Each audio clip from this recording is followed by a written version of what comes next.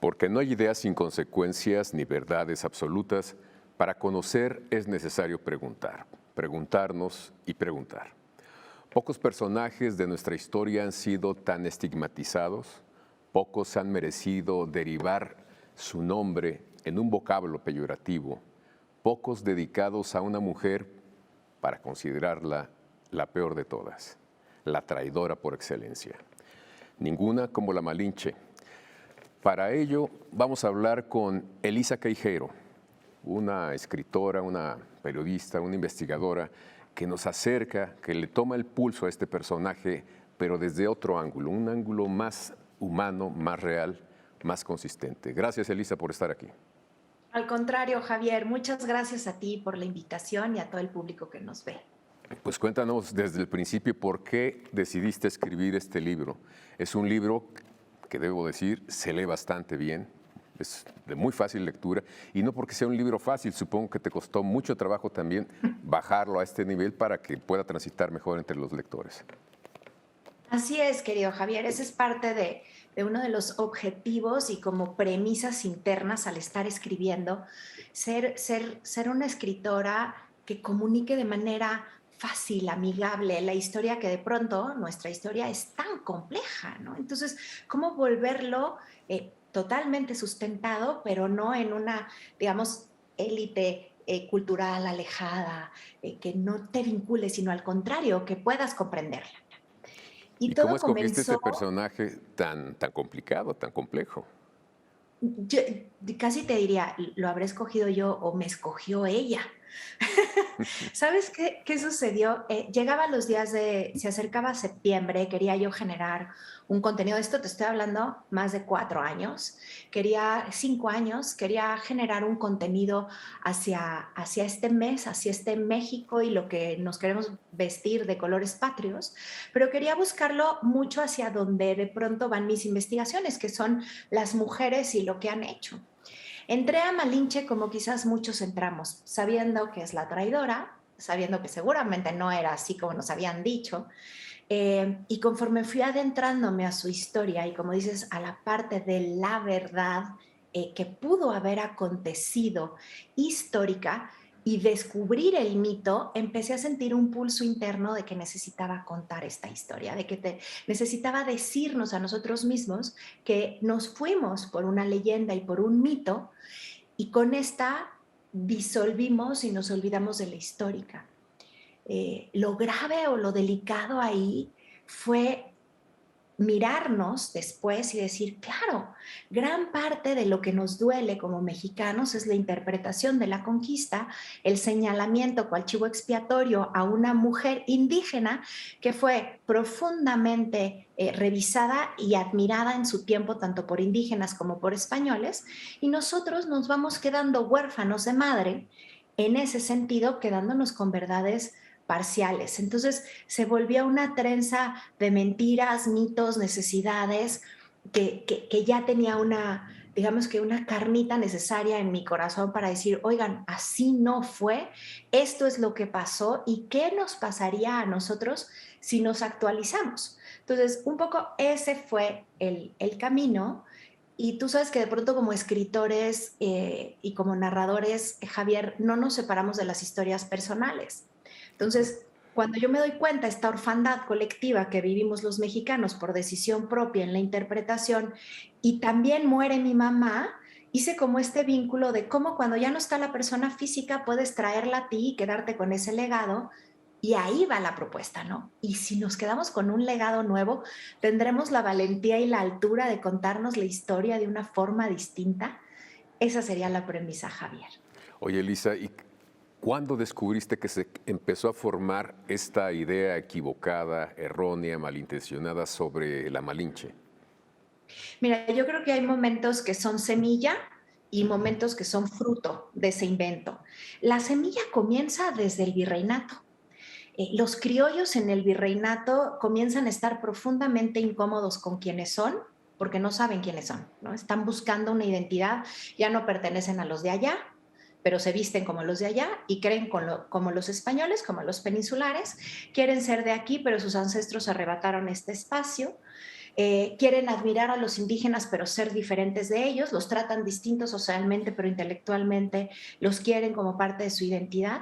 Y ahí se empiezan a formar mitos y leyendas que les van a dar una razón de ser. Los criollos se encuentran a sí mismos a través del conocimiento, ¿no? De ahí ese barroco exuberante mexicano que va a crearse, porque lo encuentran estudiando y creando estas historias. Pero si al mismo tiempo le metemos el ingrediente de la sociedad tremendamente machista que se formó en aquel entonces, herederos de una edad media totalmente patriarcal, ¿no?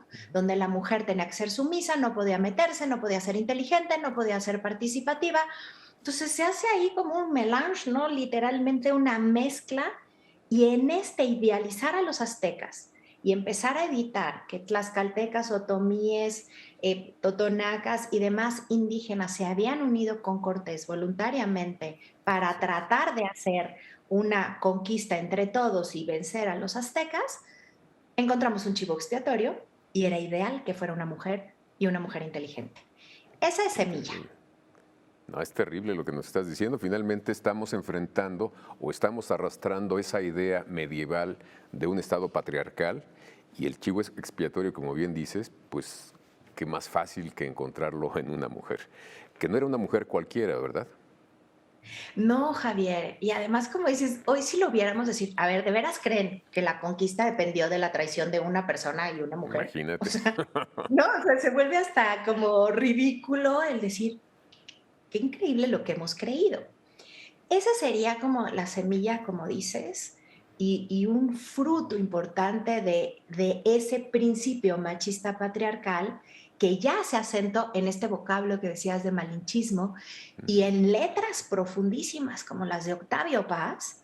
Ya nos vamos al siglo XX, ¿no? Cuando Octavio Paz, en El laberinto de la soledad, capítulo cuarto, habla de los hijos de la Malinche, los hijos de la chingada y toda esta concepción de la indígena abierta, entregada voluntariamente. Y ¡pum! Edición completa la historia. ¿Dónde quedó la esclava? ¿Dónde quedó la mujer que fue lengua, no cuchillo? Nos quedamos con la interpretación de un ensayo que es consecuencia de toda esta historia nuestra, y de ahí le pusimos la estocada al toro a esta mujer que, como bien dices, no era una mujer cualquiera, ¿no? Tenemos que ir a un corte, Elisa, y regresamos contigo. Muchas gracias.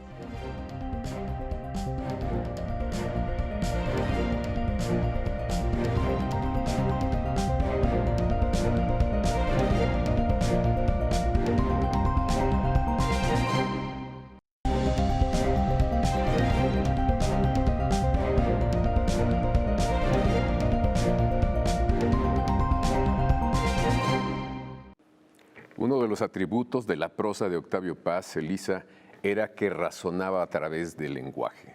Y en ese razonamiento, a veces uno se da cuenta que va por el camino que él nos trazaba, y de repente uno puede decir, pero yo no concluyo lo mismo que él. ¿Te pasó eso en esa parte que se refiere a la Malinche? Absolutamente, porque además creo que con ojos de admiración fuimos leyendo el laberinto de la soledad en su tiempo, mucho más como con una cierta lejanía, pero cuando ya lo tomas desde un punto de vista mucho más maduro y también como investigadora, y me encuentro con la prosa de Octavio Paz, que tiene esta delicia de cadencia y de forma, pero con un contenido que de pronto dices, espérame, no puede ser.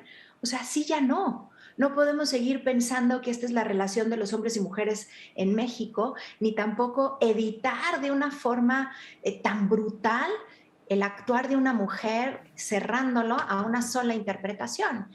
Y de pronto los lectores, sí o no, somos flojos. Así como nos quedamos con lo que nos dijeron que decía la Biblia, nos quedamos con lo que nos dicen algunos ciertos libros, no entramos a mayor profundidad, y ha sido un trabajo muy profundo de nuestros intelectuales posteriores a este libro de decir, esa no fue la historia de Malinche, esa no es Malinche, empezando por las chicanas feministas, Margot Glass, Fernando del Paso, Monsiváis, ¿no? O sea, uno tras otro diciendo, hey, esto no es, y no nos llegó. O sea, se quedó en esa cúpula de intelectuales y nosotros nos quedamos con Malinche la traidora, el sabor del chismecito de la que no debió de haber sido, la lasciva que se entregó voluntariamente cuando... ¿Cómo podía entregarse voluntariamente a alguien que era esclava en la época de la Claro. conquista? Alguien que me diga una situación personal más compleja que en la que ella se encontró, ¿no? ¿Y quién era finalmente la Malinche? ¿Qué mujer encontraste en tu investigación? Primero encuentro a una niña que sí fue noble, no azteca, Era noble. noble, era noble. Ok. ¿Por qué nos damos cuenta? Porque cuando ella puede y ya es traductora y va a hablar frente a Moctezuma y frente a los señores tlaxcaltecas, etcétera, sabe utilizar el lenguaje de la nobleza y las formas de la nobleza. Un ejemplo con el que nos podemos conectar es si nosotros seguimos diciendo como mexicanos, tu casa es mi casa, tu seguro servidor, lo que usted me diga, sí mande, era parte de la narrativa noble náhuatl. Se hablaba a la inversa y ella lo sabía manejar. Sabía cómo vestirse y cómo plantarse. Ella manda a pedir huipiles específicos con ciertos grecajes y sandalias para presentarse frente a los señores a los que les va a traducir, porque como esclava nunca le hubieran hecho caso, como mujer sí. Claro. Entonces, por eso sabemos que era noble, sabemos que fue arrancada de su casa cerca de los 12 años porque hablaba de Olutla y Tequiquipaque, ella hablaba náhuatl, popoluca, y después va a hablar maya chontal y maya yucateco. Estos dos tipos de mayas lo hablaban los esclavos por un lado y los señores mayas que la compran.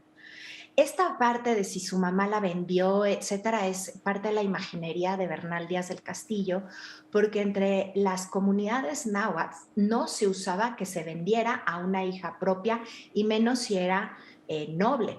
Pudo haber habido una desaveniencia entre las señoras de la casa, su madre no debe haber sido la esposa principal y en venganza la venden por unos granos de cacao y esta niña de 12 años queda con los mayas hasta los 19 más o menos y cuando todo empieza a ser otra vez un poco normal, ya para esa vida, llegan los españoles, estos hombres barbados vestidos de metal y en la primera batalla que pierden los mayas, como símbolo de sumisión, le regalan a Cortés 20 mujeres. Entre esas 20 mujeres va Malintzin, escogen a las mejores, no iban a ser ni hijas ni esposas, solamente esclavas. Entonces, todo cambia para Malintzin menos ser esclava, ¿no? Eso es lo que continúa, ahora son hombres distintos, le va a pertenecer a Portocarreño, que es el general más importante de Cortés en ese momento. Por eso sabemos que probablemente su armonía física y su belleza física se distinguía de las demás mujeres porque se la entrega al más importante de sus generales. Y hasta ahí su vida iba a quedar invisibilizada como una más de las esclavas de aquel tiempo, hasta que sucede el encuentro con los mensajeros de Moctezuma. Cuando llegan por primera vez a San Juan de Ulúa y empiezan a hablar, esta escena, entre esa y el encuentro con Moctezuma, ¿cuánto me daría por poderme transportar en una máquina del tiempo, no? De pronto llegan los mensajeros, empiezan a hablar, Cortés voltea a ver a Jerónimo de Aguilar, su traductor, el otro empalidece, no puede traducir, habla maya. Y Malinche, que se llamaba Marina, ni siquiera tenemos su nombre antes, Marina va a venir de Malin, sin Malina, da un paso al frente porque se da cuenta que hay un problema, que ella sí entiende náhuatl y traduce del náhuatl al maya para Jerónimo de Aguilar. Ella no piensa una estrategia de, ay, a ver, de qué lado me voy a unir? ¿Esto me va a convenir? Voy a No, traducir. claro, claro. Entonces, da ese paso enfrente y Cortés, brillante Cortés, dice, de aquí soy. Va pronto, se deshace de Puerto Carrero y la invita a ser su traductora, ofreciéndole libertad. ¿Realmente había un trueque para su libertad? ¿Se podía negar? Así es. ¿Qué más has visto, digamos, en esta investigación que ahora nos ofreces en la forma de un libro bastante ameno? Ya lo había dicho. Pues mira, Javier, después de ese momento, te digo, ella se cambia de atuendos, empieza a recorrer México de a pie, que esa es otra, pensar, pues son campañas que duran años, ¿no? Que va recorriendo esto, estamos hablando en un principio de 1519. la primera llegada, y cada uno de los pueblos ella empieza a traducir, pronto conoce cómo son estos españoles, cuáles son sus objetivos, pero también ella sabe perfectamente que los indígenas ya no quieren vivir la opresión de los aztecas, y estos acuerdos entre los grupos que ya no querían pertenecer a la opresión de los aztecas va pasando por la voz de Malinche, por la boca de Malinche. Pronto aprende el español, lo va aprendiendo muy rápido. Ahí ya nos vamos a que hablaba cinco lenguas, ¿no? Cinco ya diferentes formas de expresarse, y también no solamente los traducía, sino los interpretaba. A ver, si cuando Moctezuma recibe a Cortés y les dice, eh, yo soy aquí, usted es aquí el señor, pero significa yo soy el señor, porque era la forma en como ellos lo hacían. Ella no solamente traducía literal, sino iba interpretando para unos y para otros. Entonces, después de la caída, se vuelve también una asesora para Cortés, ¿no? Donde le dice, no dejes a Pedro de Alvarado cuando Cortés abandona Tenochtitlán, no lo dejes, es muy burdo, es iracundo, lo hace, se equivoca. Pero para mí, si queremos poner la mirada ya no en la herida de la caída de la conquista, ¿no? En el logro de la conquista y la caída de Tenochtitlán, sino en la grandeza de una mujer que nos estamos perdiendo como mexicanos, hay un punto que me parece fundamental, Javier, y es, ¿qué hizo Malintzin después de la conquista?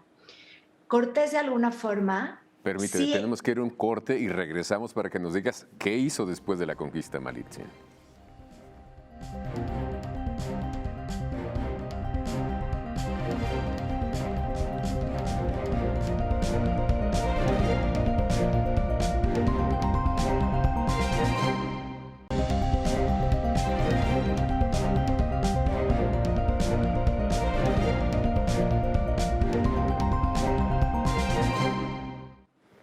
Elisa Queijeiro, ¿y qué hizo Malintzin después de la conquista? Fíjate que Cortés iba pidiendo perdón y luego permiso.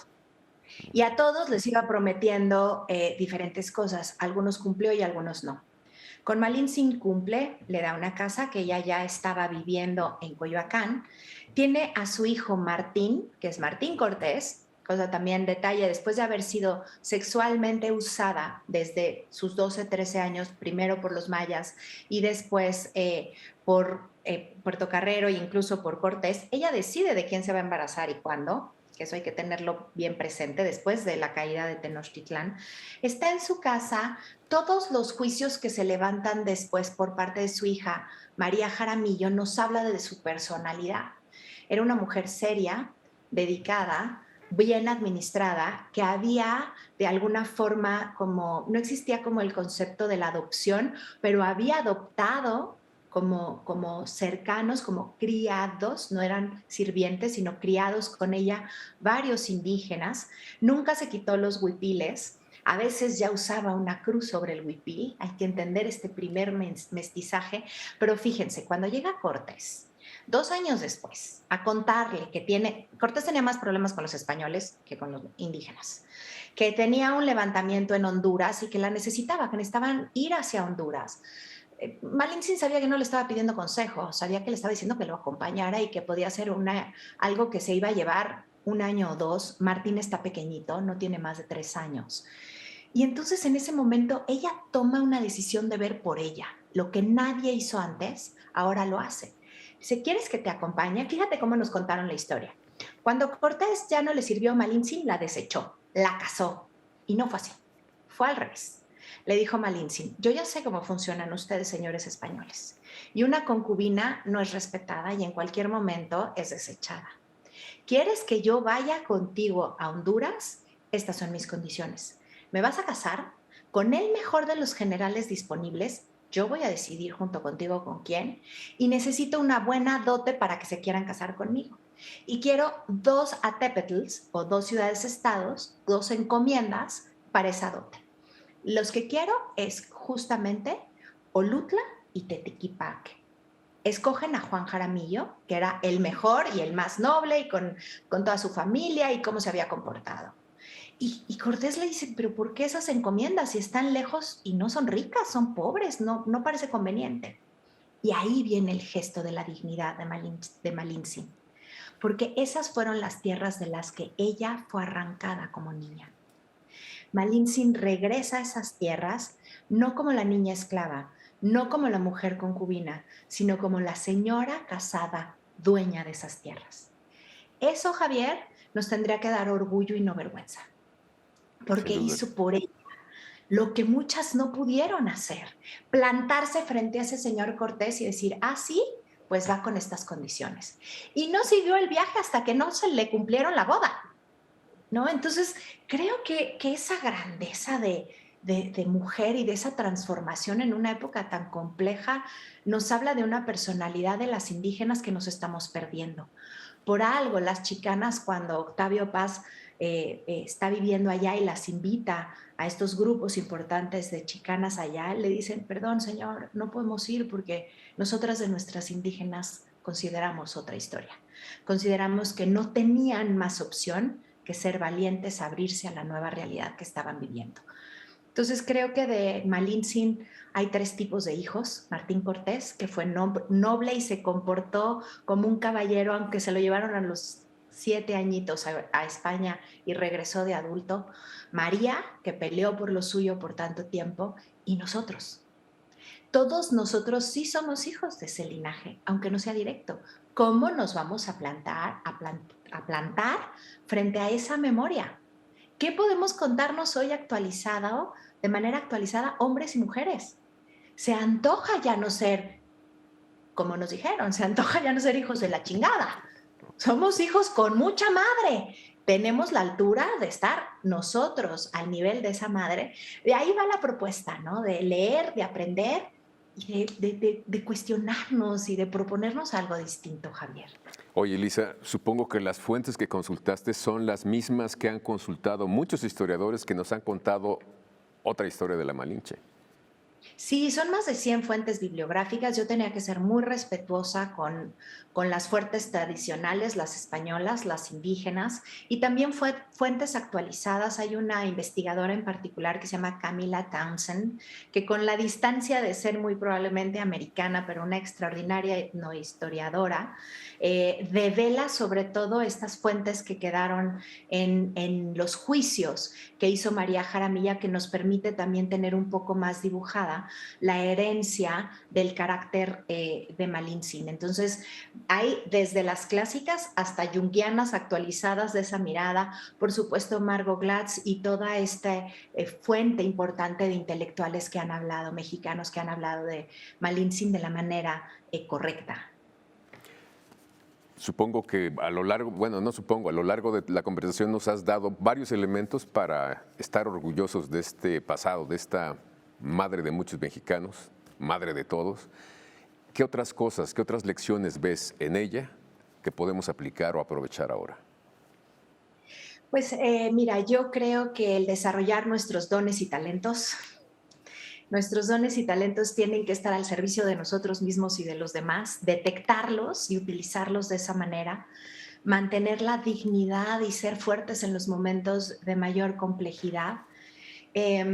Creo que eso es algo importante. Fíjate que una inquietud que traigo y ojalá lo logremos, sabes que nunca se ha hecho un altar de muertos a Malintzin, una ofrenda a Malintzin. La Estupendo dato, tenemos sin duda. olvidada y mal contada y creo que sería divino lograr y regresar y empezar con esta narrativa que a muchos todavía les parece como extraña, pero empezar a recordarla de esa forma y algo con lo que decidimos y que agradezco mucho a mi editorial, a Grijalbo, de poder incluir, son unos QRs dentro del libro, que es un libro, como dices, ágil, rápido, ¿no?